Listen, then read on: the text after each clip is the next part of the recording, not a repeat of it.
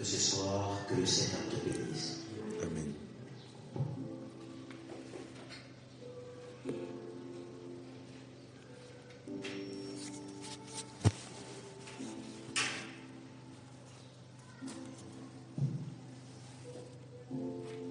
Que le Seigneur te bénisse ce soir.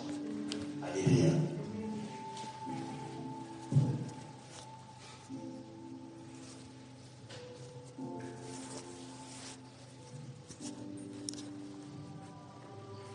Vous savez, Dieu a, dans sa bonté, Dieu a, dans sa bonté, permis à ce que ce jour existe. Alléluia. Permis à ce que ce temps fort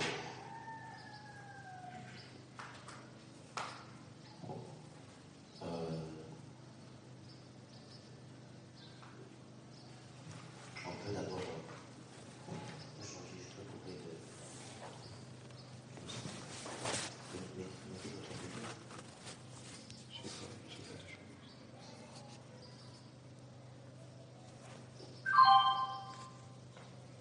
Alléluia.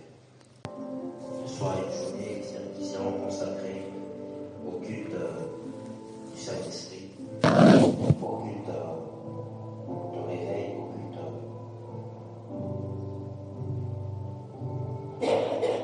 où nous allons tellement nous abandonner dans la présence, dans l'expérience du Saint-Esprit. Hier samedi, à 5h30, je devais coucher chez l'un des pères, l'un des mentors dans la vie. Alors, je devais coucher le matin. Et donc, à 5h, déjà, j'étais au niveau du cumulé. À 5h30, j'étais au niveau du cumulé, en train d'attendre pour qu'il vienne passer avec avec son véhicule, avec une mission passer à l'église. Et pendant que je l'attendais, je vois un véhicule qui passe. Vous voyez là au niveau de Nazem, station, je vois un véhicule qui passe et lorsque le véhicule est arrivé au niveau de Nazem, ils ont un peu ralenti et la vitre de l'arrière s'est baissée. Et comme elle s'est baissée, il y a un monsieur qui a jeté des boules de perles qu'il va mettre à la hanche des Mayaka. Il a jeté ça dans la route. Vraiment, des perles, pas des perles, voyez-vous, pas au fil. Ça s'est dispersé le long de la route. Et quand ils ont jeté, le véhicule a démarré. Ils sont partis. À quelle heure ça se passe comme ça? À 5 heures. Très tôt le matin, lorsqu'il n'y a pas encore de circulation dans la route. Très tôt le matin, lorsque il n'y a personne qui sait ce qu'il y a sur la route. Pour quelle raison ils ont fait ça? C'est pour une raison extrêmement mystique, mais plus en détail que j'y vais. Et c'est comme ça qu'il y a des gens qui te réveillent un bon matin, tu marches, tu passes quelque part, tu pétines quelque chose, tu ne sais pas quoi tu as pétini. C'est comme ça que les hommes vont se lever tôt le matin pour aller dans les coins des rues, pour mettre des pièges afin d'attraper les jeunes filles, d'attraper les jeunes hommes, et créer des accidents, et créer tellement de choses.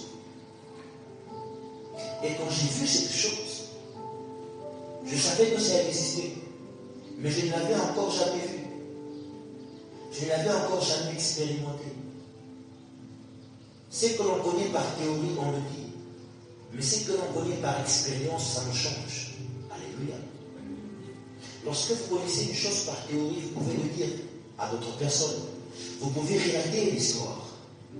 Mais lorsque vous connaissez quelque chose par expérience, ça va vous changer. Parce que ça va vous marquer. Alléluia. Et j'ai vu à quel point nous vivons dans un monde qui n'a pas pitié des ignorants. J'ai vu à quel point nous vivons dans un monde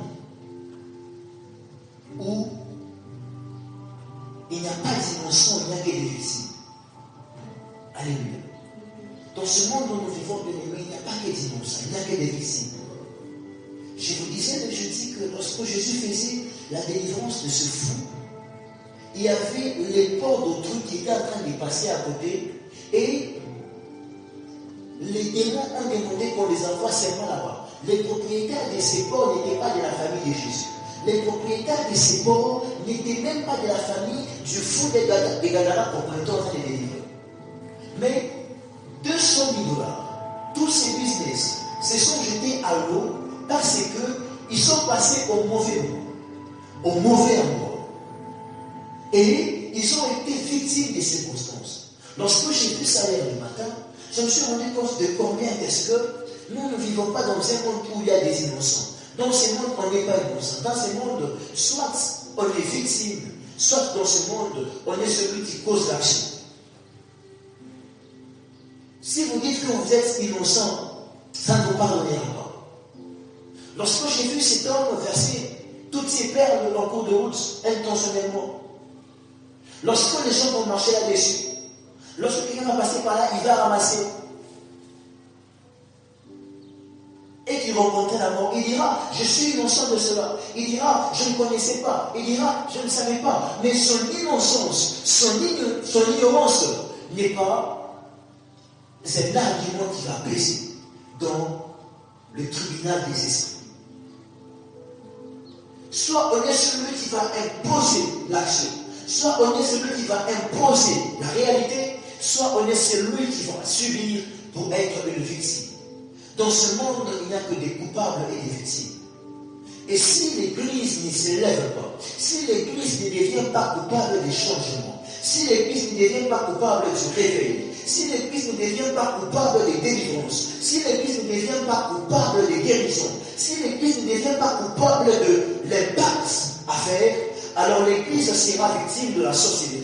L'Église sera victime des insultes. L'Église sera victime de l'occultisme. L'Église sera victime de tellement de choses. Aujourd'hui, on a des enfants de Dieu qui meurent avec des gamopas. On a des enfants de Dieu qui meurent avec des choses. Parce que, les amis, dans ce monde, soit tu es coupable, soit tu es innocent. Et il est temps pour nous que nous puissions être des coupables. Alléluia. Ce soir, tu es venu à un but des hommes coupables. Ce soir, tu seras l'homme qui sera coupable du changement dans sa famille. Quelqu'un n'a pas entendu. Je dis, ce soir, tu seras l'homme qui sera coupable du changement dans sa famille. Ce soir, tu seras coupable de la délivrance dans ta maison. Tu seras coupable ce soir de la guérison, du réveil qui va se passer dans ton lieu. Dans ce monde, il n'y a que des victimes et des coupables. Parce que cet homme, ce qu'il a fait, il est coupable. Mais les gens qui vont piétiner sur ces merdes, mais des personnes qui vont ramasser, des personnes qui vont tomber dans le piège qu'il a posé, seront des victimes.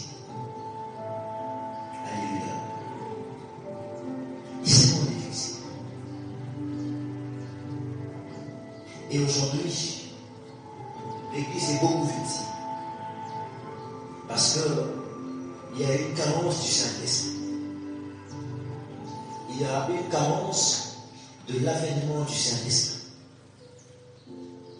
Du jour au jour, même quand les gens cherchent le Seigneur, c'est pour démontrer un miracle. C'est pour changer la couleur de l'eau. C'est pour faire un service qui va faire parler. Mais quel est l'impact dans la société? Quand les gens cherchent Dieu aujourd'hui, c'est pour avoir la précision dans le prophétique. Mais quel est l'impact dans la société? Alléluia.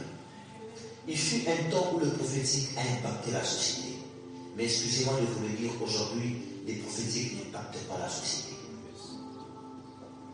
Sur TikTok aujourd'hui, il y a des gens qui prophétisent avec des cartes. Il y a des gens qui prophétisent avec les dates d'anniversaire.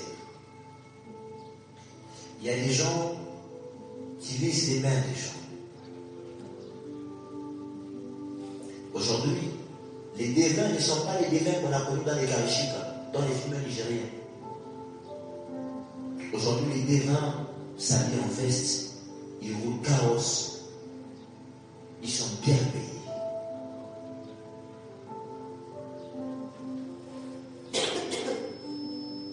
Il fut un temps où faire tomber les gens a créé un impact dans la société, mais aujourd'hui, ça ne crée pas d'impact.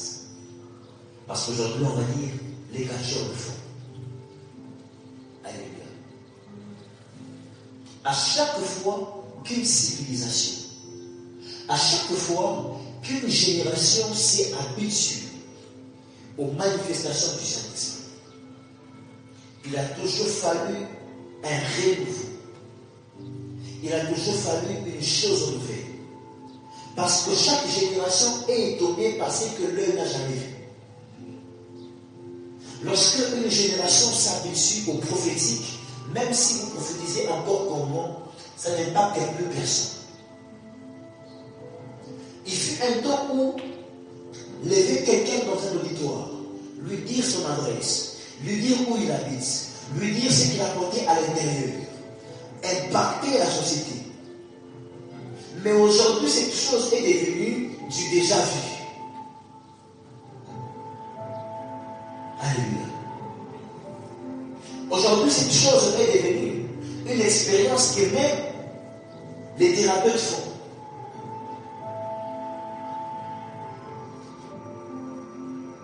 Récemment, circulé sur TikTok, sur Facebook, sur Instagram, la vidéo d'un monsieur dans le train, dans le métro, en cours de route, il regarde quelqu'un et lui dit « Couche-toi ». La personne tombe. Sans lui demander de Dieu recevoir. Il regarde « Couche-toi ». Toi aussi, couche-toi. Et les gens tombent. En Europe, faire tomber les gens dans l'église ne tombe pas. Parce qu'il y a des conférences, des gens qui font l'hypnose, qui peuvent faire tomber toute une salle comme ça. Par hypnose. Aujourd'hui, même l'islam s'est levé pour créer un mouvement spirituel. On commence aujourd'hui à les entendre parler. Avant, ils étaient rares. Avant, on n'en parlait pas. Mais aujourd'hui, les sophistes dans l'islam, ils sont là. C'est grâce à eux que la France commence à prendre du terrain. Aujourd'hui, quand vous allez en France, la France est en train d'être islamisée. Vous regardez au travers des images. Quand vous regardez un culte en Europe, vous allez voir, on ne filme que devant. On ne filme jamais la faute.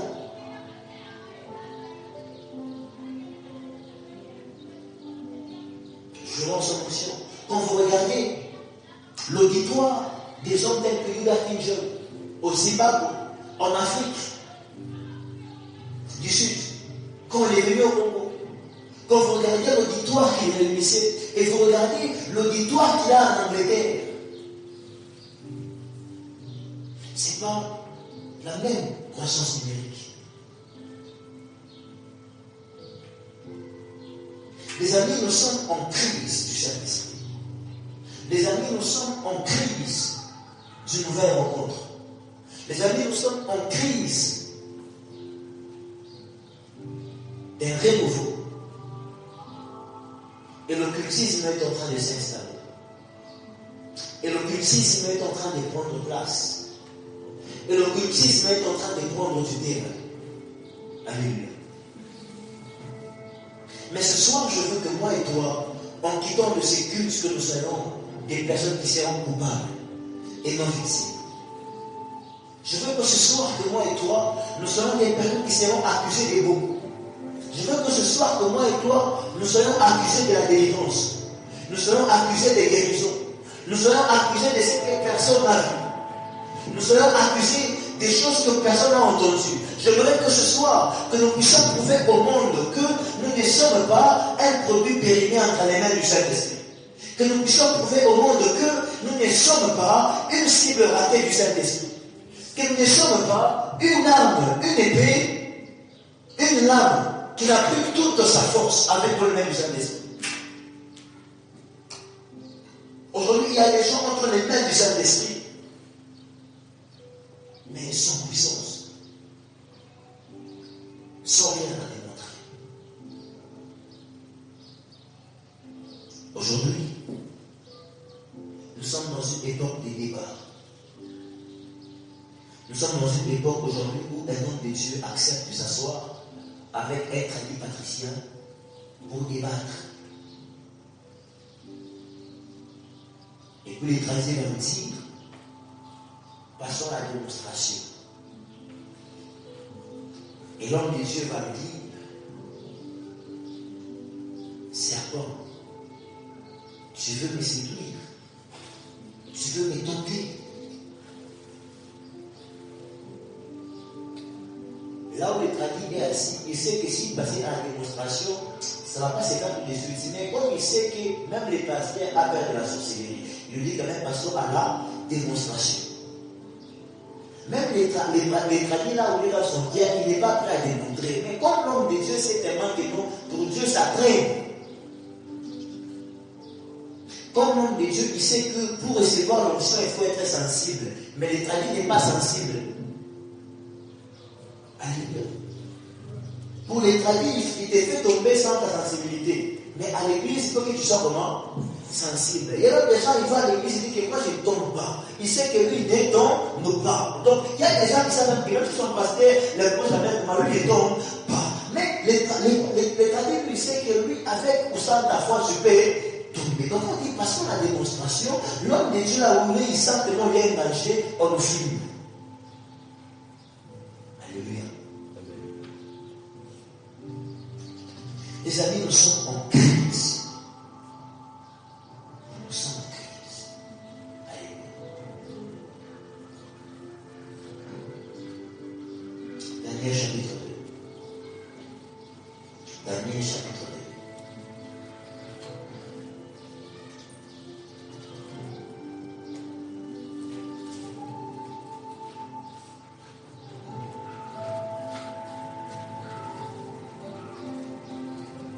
Daniel chapitre 2.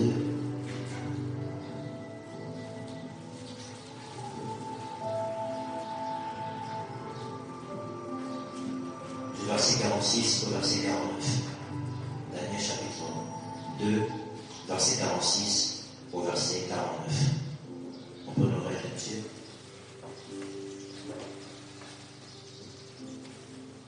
Alors le roi Nebuchadnezzar tomba sur sa face et se prosterna devant Daniel, et il ordonna qu'on lui offrit des sacrifices et des parfums. Le roi adressa la parole à Daniel et dit, en vérité votre Dieu est le Dieu des dieux et le Seigneur des rois, et il révèle les secrets, puisque tu as pu découvrir ce secret. Ensuite le roi éleva Daniel et lui fit de nombreux et riches présents. Il lui donna le commandement de toute la province de Babylone et l'établit chef suprême de tous les sages de Babylone. Daniel pria le roi de remettre l'intendance de la province de Babylone à Shadrach, Meshach et Abed-Nego. Et Daniel était à la cour du roi. Luc chapitre 4, verset 14. Luc chapitre 4, verset 14.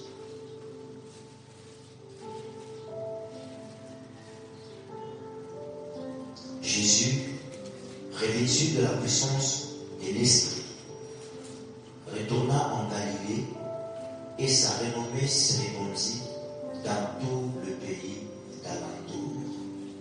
Je reprends, Jésus, revêtu de la puissance de l'Esprit, retourna en Galilée et sa renommée se répandit dans tout le pays d'alentour. Acclamons la parole du Seigneur. Alléluia. Alléluia.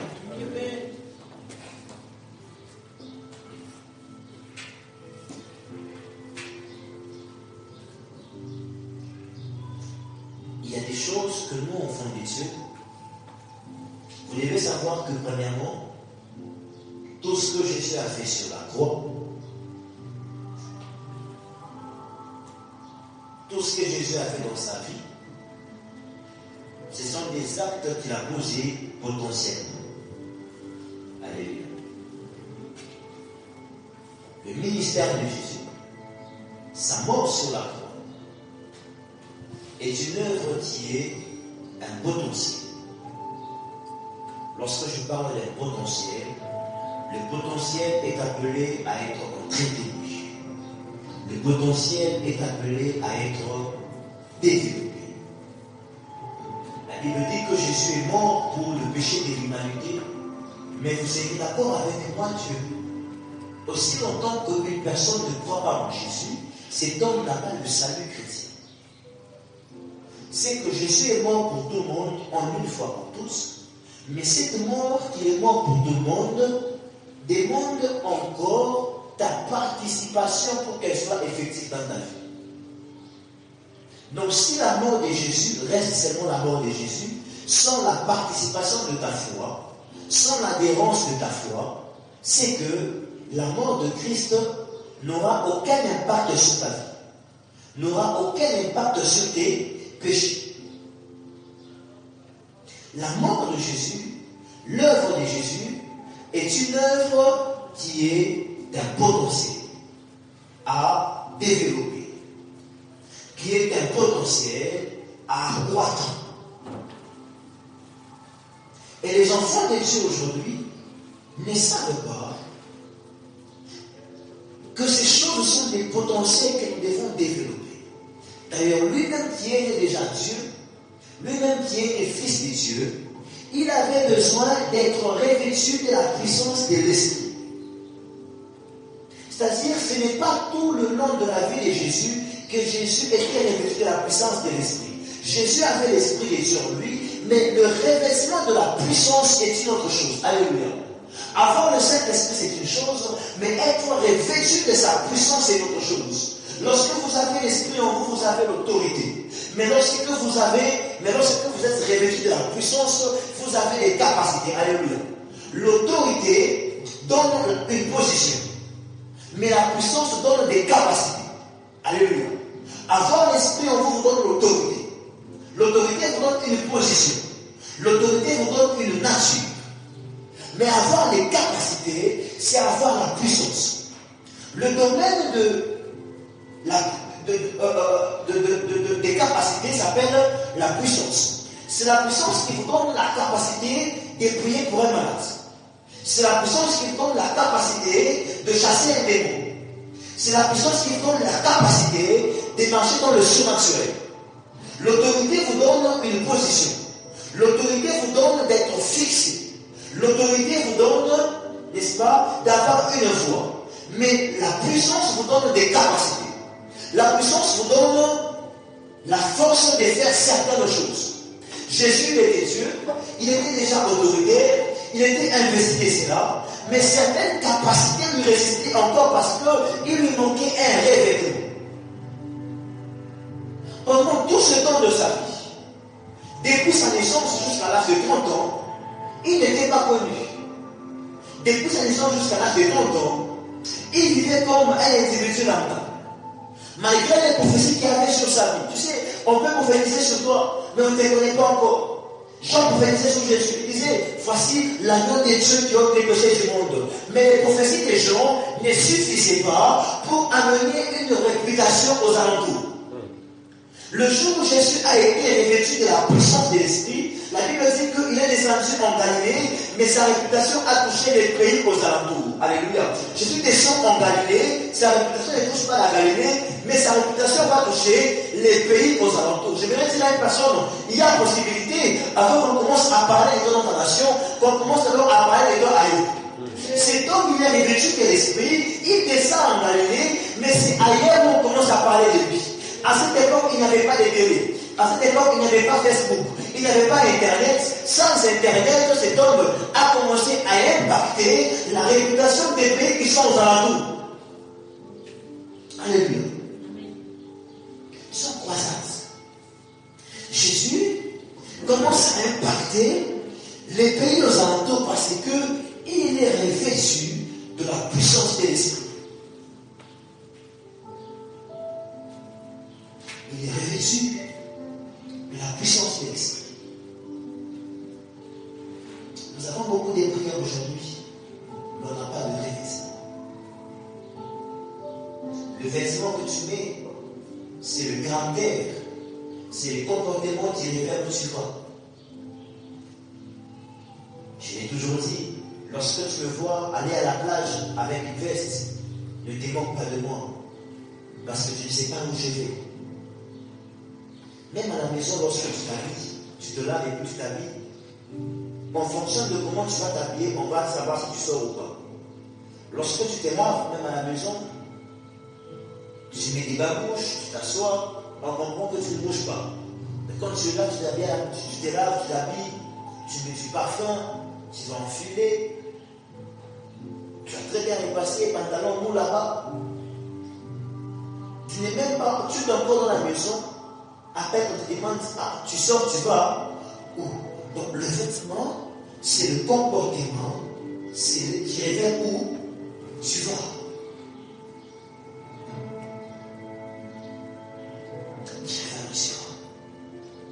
Dans le monde spirituel, le revêtement de la puissance et le comportement qui révèle que sera ta renommée. Elle révèle que sera ta renommée, que sera ta réputation.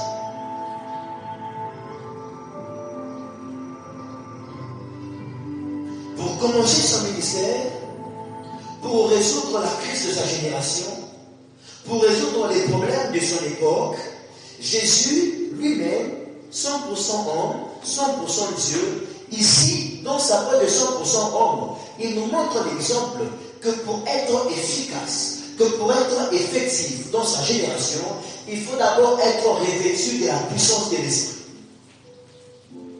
D'abord être revêtu de la puissance de l'esprit.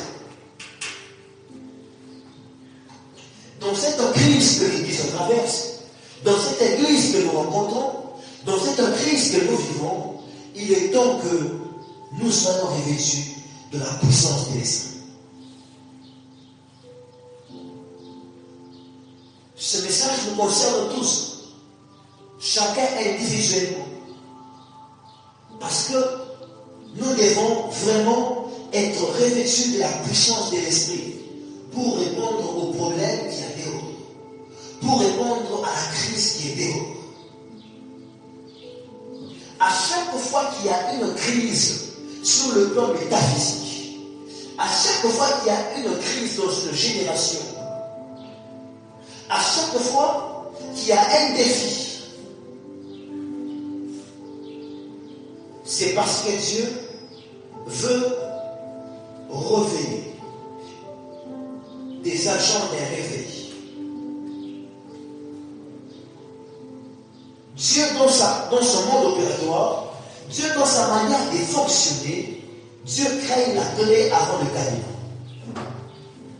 Dans sa manière d'opérer, Dieu va créer la solution avant les problèmes. Lorsque vous voyez une crise dans une génération, vous ne devez pas poser la question, vous devez chercher la réponse.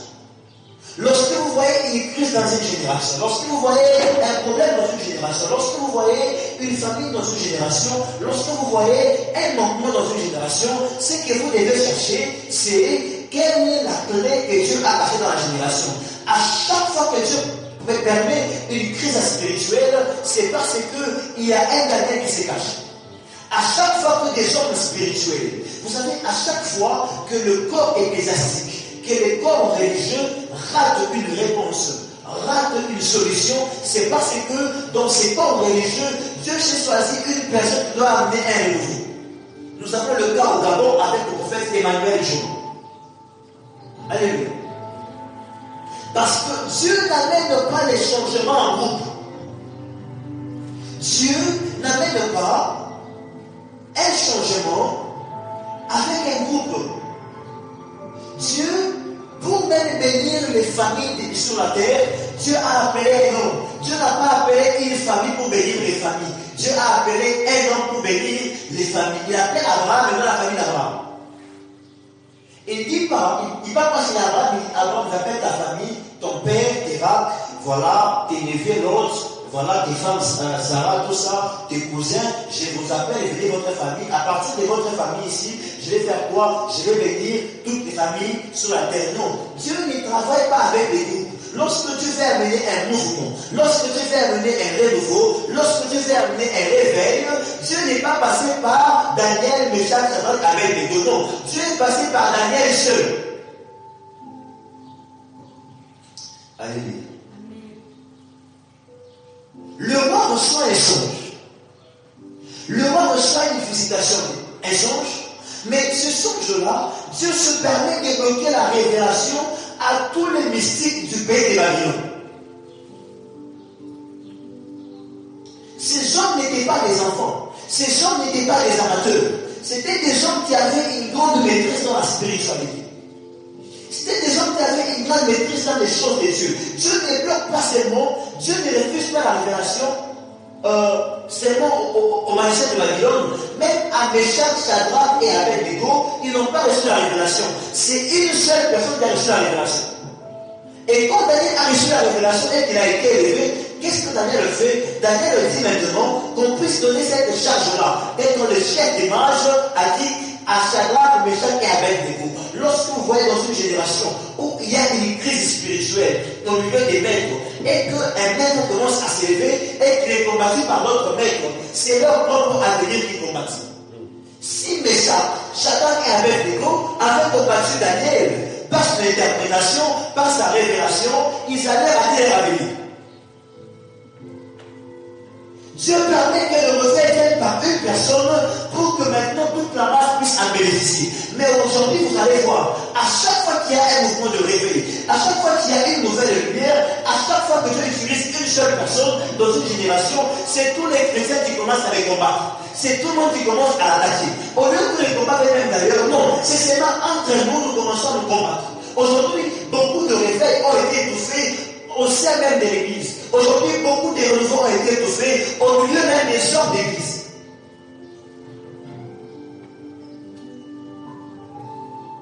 Dans cette crise de révélation, dans cette crise du prophétique, tous les mages de Babylone n'ont pas trouvé la réponse. Seul Daniel a eu la réponse. Il n'a pas eu la réponse. Dieu choisit ses armes. Alléluia. Bien-aimé, Dieu sait choisir les armes. Lorsque tu vois dans une saison comme celui-ci, vous voyez, Dieu se permet de choisir plusieurs personnes, commencer à l'utiliser. Dieu sait pourquoi il a choisi lui. Alléluia. Dieu sait choisir ses armes. Dieu sait choisir ses outils. Il y a des gens, si Dieu les choisit et qu'ils réussissent, ils vont réussir seuls. Mais Dieu élève dans le temps des crises métaphysiques, dans le temps des crises spirituelles, Dieu élève des Daniel parce qu'il sait que Daniel a un cœur pour élever ses amis. Il sait que Daniel a un cœur pour faire quoi? Pour élever ses amis. Il y a des gens, quand ils sont élevés, quand ils voient la gloire, ils vont te faire participer à la gloire. Mais quand tu les combats, c'est ta propre destinée que tu combats. Dieu s'est permis, dans ce temps de crise spirituelle, dans ce temps de crise de révélation, Dieu a élevé Daniel pour qu'au travers Daniel, que ses amis trouvent un poste. Que ses amis puissent se retrouver. Mais si les amis de Daniel avaient combattu Daniel, les amis, est-ce qu'ils allaient être des chefs? Est-ce qu'ils allaient régner sur les marches de Babylone? Aujourd'hui, vous allez vous rendre compte, il y a des gens de Dieu qui souffrent. Pourquoi? Parce qu'ils ont combattu une onction. Il y a aujourd'hui, l'Église est malade. Pourquoi? Parce que l'Église s'élève pour combattre lui-même ses généraux, pour combattre lui-même ceux qui ont reçu la révélation, ceux qui ont reçu l'interprétation. Il y a des gens qui ont reçu une interprétation qui vous n'avez pas. Vous devez les laisser parler aux autres qui doivent entendre ça. Alléluia. Il y a des prédications que vous devez laisser. Il y a des prédications qui ne sont pas pour tout le monde. Alléluia. Il y a des révélations qui ne sont pas pour tout le monde. Si vous nous voyez, nous levons, nous commençons à donner un tel type de message. On ne vise pas tout le monde. On ne vise pas tous vos fidèles. On vise une catégorie de personnes qui sont touchées par la chose. Combien de gens aujourd'hui sont entrés dans la machine à cause du sacerdoce? Combien de gens aujourd'hui sont perdus à cause du sacerdoce? Si vous nous voyez dire ces choses, enseigner ces choses, c'est parce qu'on s'adresse à une génération précise, on s'adresse à un public précis, afin de le sauver et qu'il y ait une élévation des autres. Quelle élévation des autres?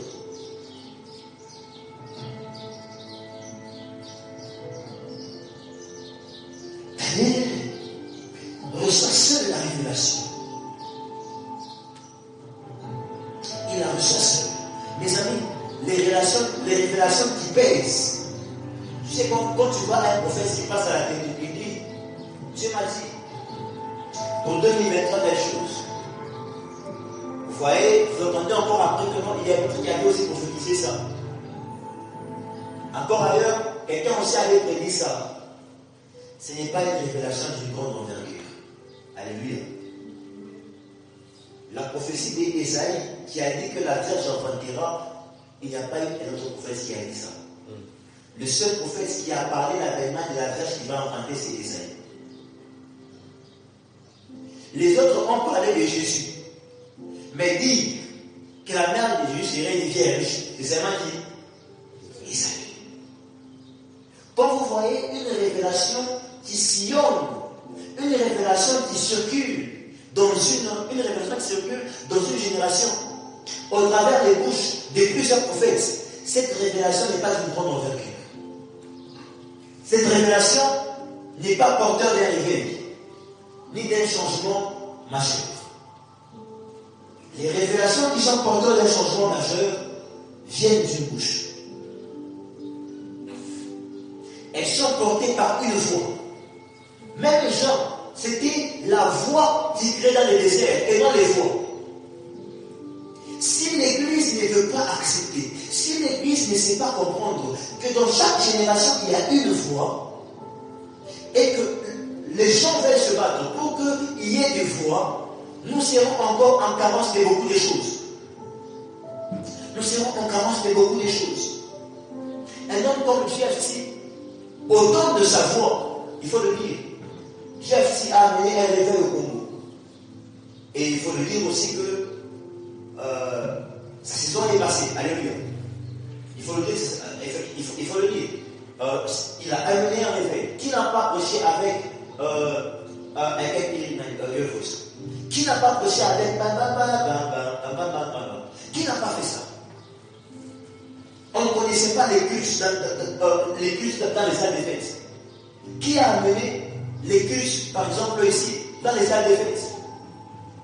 Des prédicateurs avec des gilets à l'intérieur.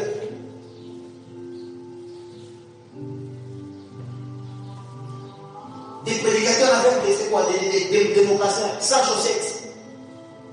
Des prédicateurs classe. Des prophètes qui ont commencé à prêcher. Alléluia. Alléluia. Qui n'a pas déclaré miracle man? Alléluia. Alléluia. Il a apporté un effet. Il a apporté une foi en son temps. Je ne dis pas qu'il est mort, mais il fait Dieu toujours. Mais qu'est-ce qui a détruit le réveil que cet homme a apporté au Congo? Qu'est-ce qui a détruit son réveil? L'Église. Qui a détruit JFC? Michak, Shadrach et Abednego.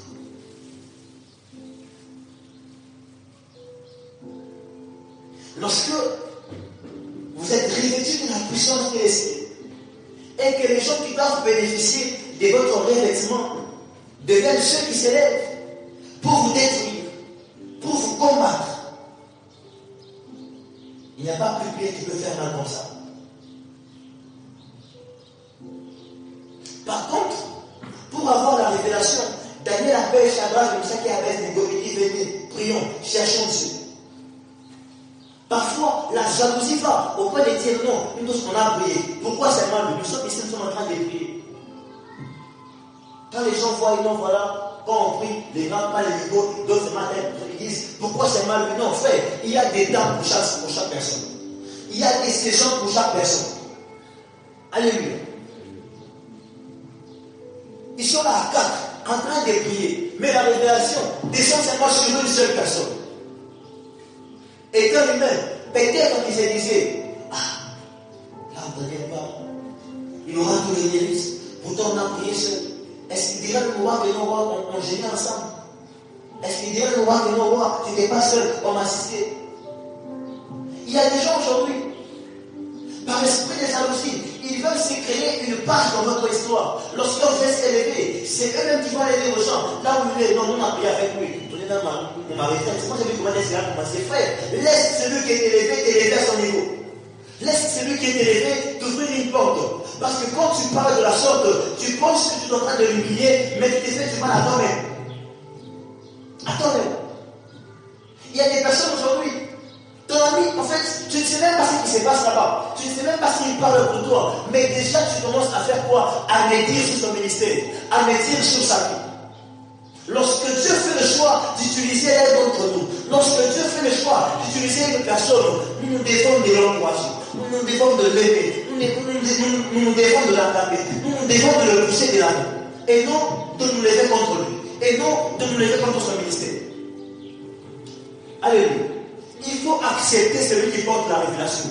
Parce que si Daniel meurt, tous les sages vont mourir, y compris Meshach, Shadrach et Abednego. Parce que le décret disait qu'ils devaient mourir. Écoutez, à chaque fois qu'il y a une crise dans une génération, vous devez savoir qu'il y a un jugement sur ceux qui sont appelés à le jour. Lorsque vous remarquez une crise spirituelle, une crise de réveil dans une église, dans une ville, dans une génération, vous devez savoir que spirituellement, il y a un jugement sur tous les chefs d'église qui sont dans la vie. Le monde spirituel a ses principes. La crise spirituelle dans cette effet de bourbagie met un jugement sur nous, les amis.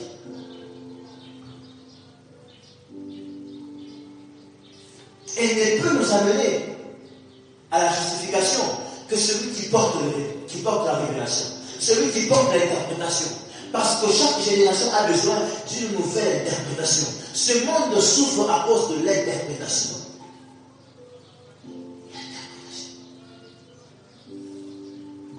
Aujourd'hui, la question de l'interprétation, elle est encore présente quand on écoute nos amis du message. Tel va interpréter Marion, madame comme ça, tel va dire Jésus comme ça. L'interprétation vient encore baisser.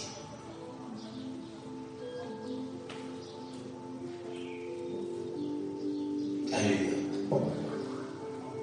Dieu est en train d'élever une étoile nouvelle. Alléluia. Amen. Je ne sais pas si c'est moi, je ne sais pas si c'est toi.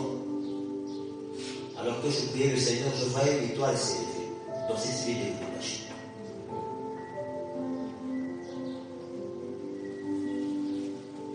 Et je vous annonce en ces lieux qu'il y a un réveil d'un nouveau genre qui est en train de sonner. Il y a un réveil d'un nouveau genre qui est en train de sonner.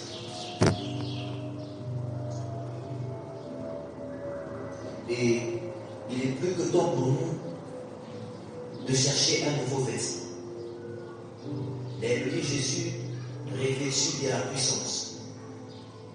On n'a pas dit Jésus vêtu, on dit Jésus quoi? Revêtu. Quand on parle d'être revêtu, c'est-à-dire qu'on porte un nouveau. Alléluia. Nous avions des vêtements. Nous étions vêtus. Nous avions une connaissance. Nous avions un savoir. Nous avions un degré de prophétique. Nous avions un degré de prière pour les gens. Nous avions un degré de miracle. Mais le temps est venu pour nous d'échanger des vêtements. Alléluia. Amen. Le temps est venu pour nous, ce soir en ces lieux, que nous puissions changer des vêtements. Yes. Il faut que tu changes des vêtements ce soir. Je ne sais pas, nous sommes 4 comme Daniel et ses amis. Mais ce que je sais, c'est que la révélation tombera sur quelqu'un au milieu d'eux. Ce que je sais, c'est que quelqu'un de nous est celui qui portera la révélation. Alléluia. Je vois que là où tu es, que tu aies l'humilité. Tu as expérimenté Dieu autrefois. Tu as vu la main de Dieu autrefois. Mais ce soir, je voudrais que tu aies l'humilité de te déshabiller pour mettre le nouveau vêtement. Alléluia. Nous avons un nouveau défi qui nous demande une nouvelle tenue.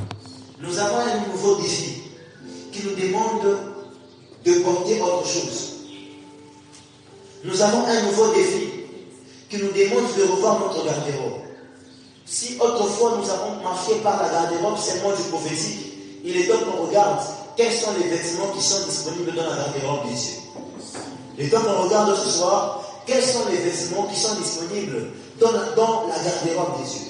Alléluia. Alléluia. Je sais et je crois que ce soir, tu es le choix de Dieu pour un renouveau charismatique. Je dis que ce soir, tu es le choix de Dieu pour un renouveau charismatique. Je dis sur toi que ce soir, la cible de Dieu ne ratera pas. Amen. Si Dieu a raté sa cible ailleurs, sur toi, il ne va pas rater. Amen. Si Dieu avait investi en vide ailleurs, sur toi, il ne va pas investir dans le vide. Amen. Sur toi, ce soir, il ne va pas investir dans le vide. Alléluia. Est-ce que, comme les amis de Daniel, est-ce que nous pouvons prier ce soir? J'aimerais que ce soir, nous avons plus tard les cas de prière. Tu vas dire au Seigneur, je vais mettre un nouvel habit. Alléluia.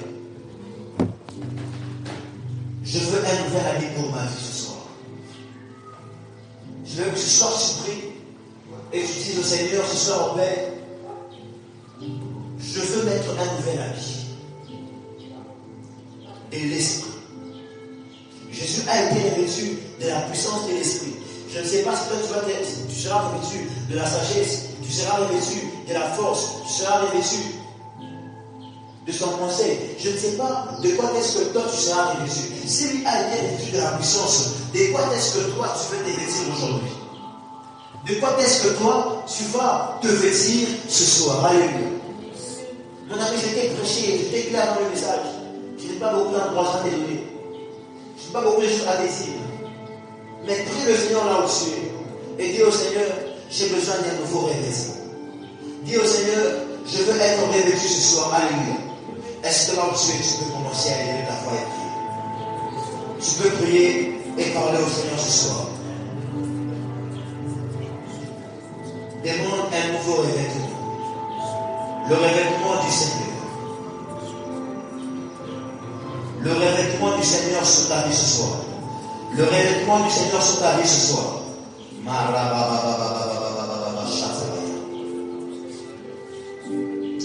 Est-ce que tu es sûr que cette prière peut